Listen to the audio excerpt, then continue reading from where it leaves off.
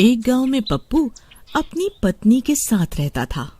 उस गांव के लोग बहुत गरीब थे, लेकिन पप्पू शहर में नौकरी करता था, इसलिए वो अच्छे खासे पैसे कमा लेता था।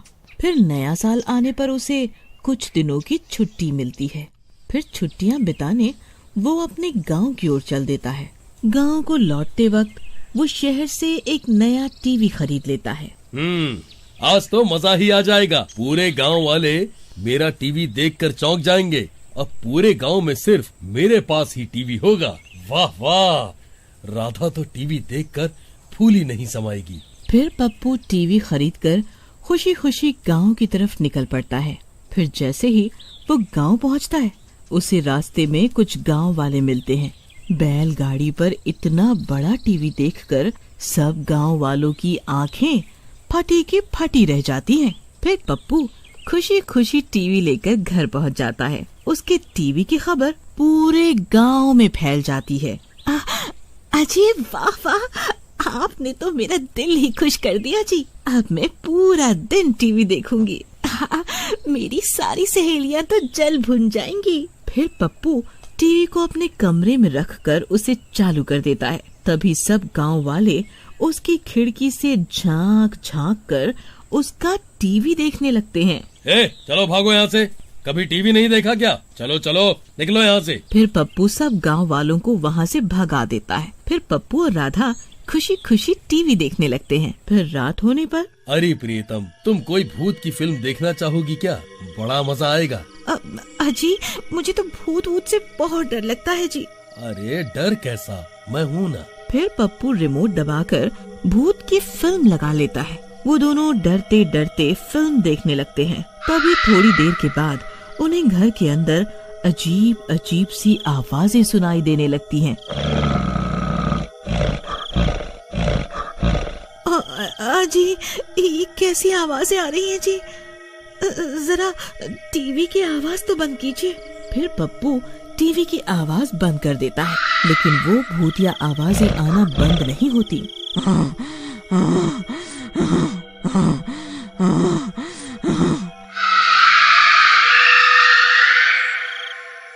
अजी ये आवाजें टीवी की नहीं है जी, ये तो अभी भी आ रही हैं। मुझे तो बहुत डर लग रहा है। आप ये भूतिया फिल्म बंद कर दीजिए, मुझे डर लग रहा है, मुझे और नहीं देखनी।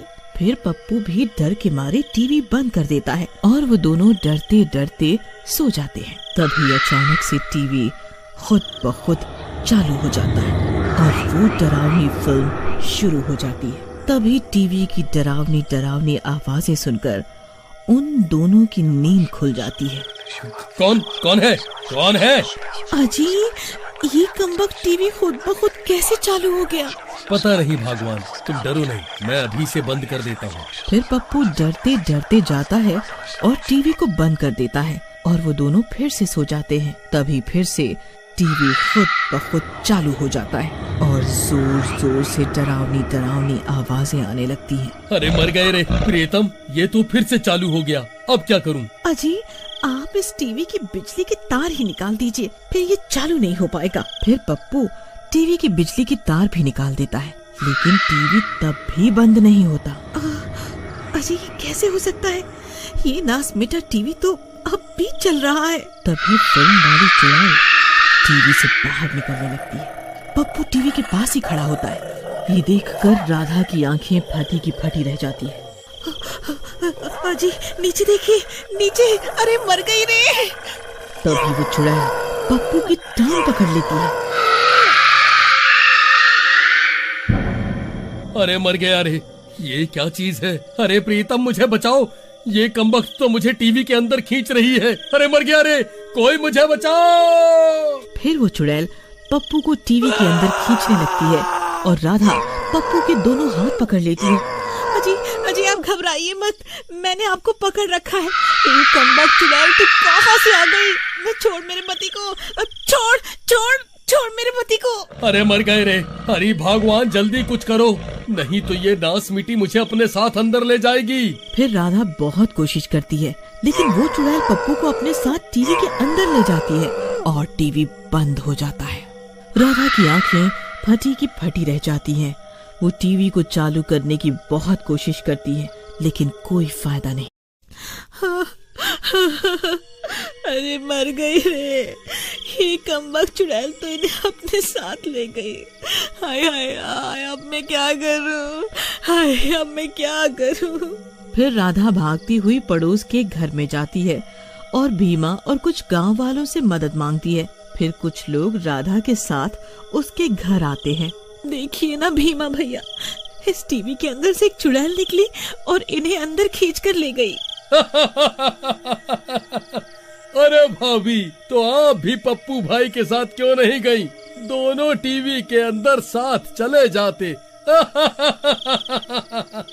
कैसी बातें कर रही हो आप? भला ऐसा भी होता है क्या? फिर वो सब गांव वाले राधा का मजाक उड़ाने लगते हैं। चलो भाई चलो, लगता है राधा बहन का दिमाग खराब हो गया है। फिर सब गांव वाले वहाँ से चले जाते हैं और राधा हैरान परेशान होकर टीवी के सामने बैठ जाती है। हाजी, आप कहाँ चले गए?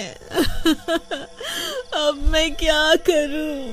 इन गांव वालों को कैसे यकीन दिलाऊं कि टीवी की चुड़ैल आपको अपने साथ ले गई है? वहीं दूसरी तरफ उनके टीवी की खबर एक चोर तक पहुंच जाती है। तो पप्पू शहर से नया टीवी खरीद कर लाया है। उस टीवी पर सिर्फ मेरा अधिकार है। आखिर कोई भी कीमती चीज कल्लू चोर से कैसे बच सकती है?